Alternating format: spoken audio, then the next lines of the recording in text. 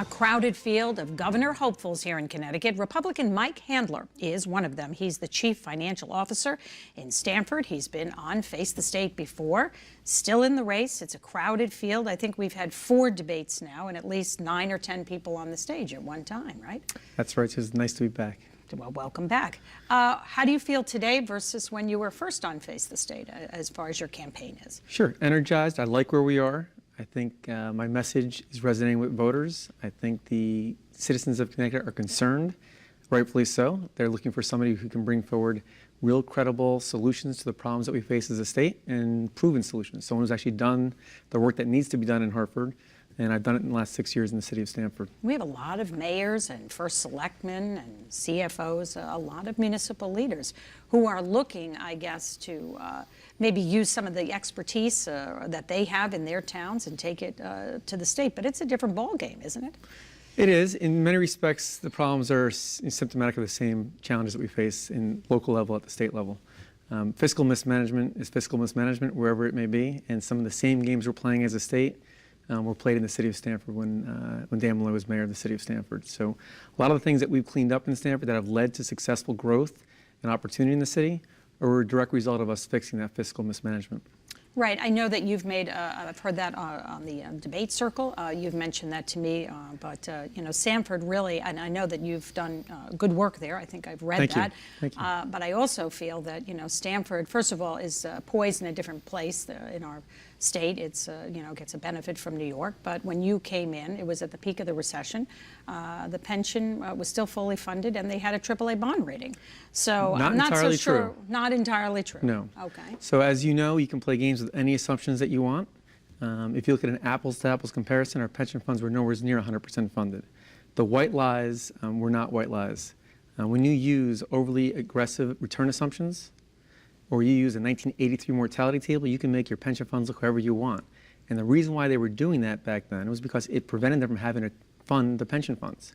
If you look at today's level of funding and the return assumptions, we have honest, true assessment of our liabilities. We are fully funding our pensions. Right, but you came in also during the peak of the recession, so many municipalities were suffering, and certainly a AAA bond rating is not, you know, like, I mean, if you came in and took over Hartford, I mean, I think that would be a far different situation. Well, it's not quite as simple as looking at just the rating as well. So we had a AAA rating from S&P. Moody's had just downgraded the city, and S&P was in the process of downgrading us 2 notches as well. The reason why we didn't get the downgrade was because I laid out a credible plan to turn our fiscal problems around. I gave them milestones that we would reach, and I under-promised and over-delivered on every one of those milestones.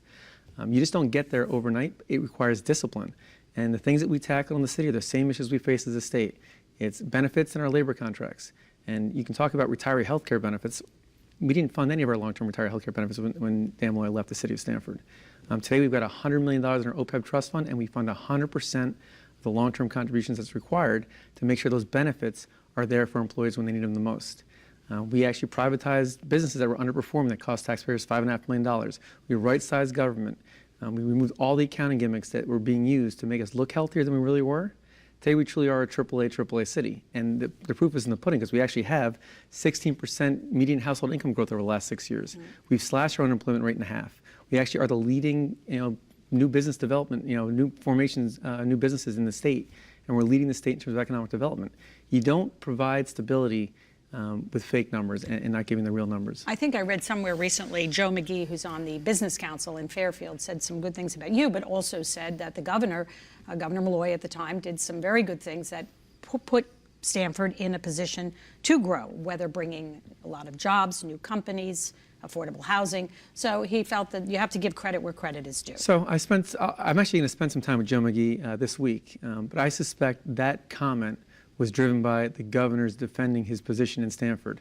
If you look at what came out the following week, which didn't get as much press as Dan Malloy's article got, you would see that the Democratic mayor of the city of Stamford actually came out with an honest assessment of what we inherited when I first got to Stamford, and it's pretty telling. You know, he talks about the fundamental problems we face as a city and what we've done over the last few years, and the parallel between what our city faced and what our state faces are the exact same problems. So going forward, I know one of the things that you've touted is that you were able to get some union concessions. And as you know, state lawmakers recently voted on a deal which pretty much closes it for the next 10 years.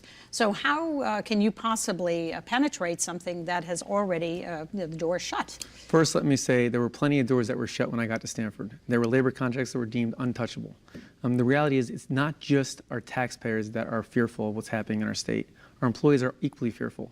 They know they've got benefits in their hands that are not fully funded. They have every reason to sit down with us to sit and get to a point where we can provide sustainable benefits that we can fully fund, because that's what they need, security. It's not just taxpayers that are fearful. Our employees also know they've got benefits that aren't going to be there. So I don't buy into this notion that we can't negotiate our benefits. I can tell you that the employees have every vested interest in sitting down and getting to a solution for this. What we can't do is continue the same behavior of the past of trying to find short-term solutions to fix a near-term budget problem, all at the expense of making the long-term liabilities bigger and more expensive in the future. We owe it to our employees and our taxpayers once and for all to go ahead and negotiate fair benefits for employees and for taxpayers. And then we've got to put our money where our mouth is and fully fund them like we did in the city of Stamford. If we do that, you can see us start to turn the tide in terms of economic development. There are things that we're doing in our state that are counterproductive to actually growing private sector jobs. We've got to talk about our cities. We're not going to be a vibrant state without strong, healthy, vibrant cities. We're running out of time, but I wanted to address, I mean, we're coming up to our fifth debate, right, the GOP debate, and we still have a wide array of candidates. How does that finally break down? I mean, how do you break out from that pack, or do you not? Sure. So the first hurdle was going to be fundraising. So we've got 4 candidates, and I'm one of 4, who have pre-applied to the state for the grant. So that's a good litmus test who's actually reached the threshold with the cushion to apply with confidence they've met the threshold. 4 candidates. Right. There could be others, but at this point there's 4. The next step is going to be the convention.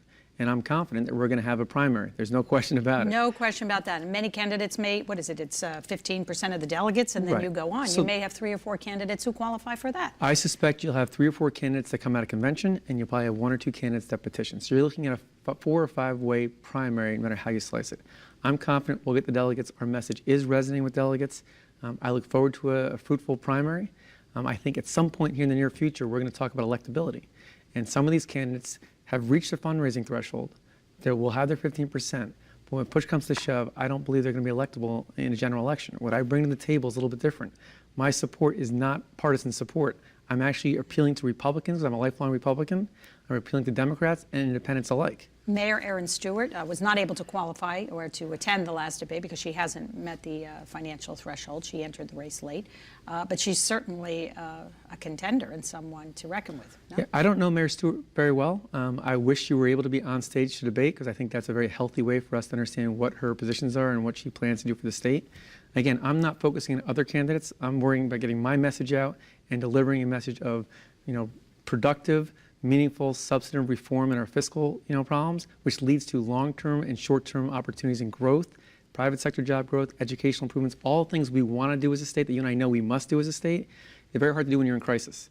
And we face the same issues in Stamford. We fix those issues, and we're growing and we're thriving. And that's what our state needs to do again. I have 4 daughters, and I very much want them to go off to school, learn, what they want to learn in the world, come back and have opportunities in our state to settle down, find gainful employment, and be meaningful contributors to Connecticut society. Well, thank you for joining us on Face the State, and good luck at the final GOP debate. Thank you very much. Gun control, it's an issue now, and it was during the 1960s. Our flashback this Sunday, former Senator Abe Ribicoff on gun control and the state of health care.